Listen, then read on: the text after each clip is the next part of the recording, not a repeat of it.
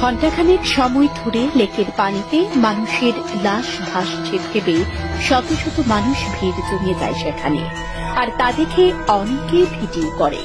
স্থানীয় এক যুবক কাঁধের পানিতে থাকা ওই যুবককে মৃত ভেবে উপরে টেনে তুলে, এরপর তার বুকে কয়েকবার চেপে পানি বের করতে সে চোখ খুলে হেসে উঠে বসে।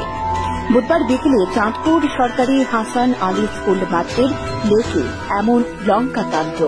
লেকের পানিতে নেমে ভাসমান অবস্থায় হাত পা ভাসিয়ে ঘণ্টাখানেক যাবৎ ঘুমাচ্ছিলেন কুমিল্লার এ যুবক।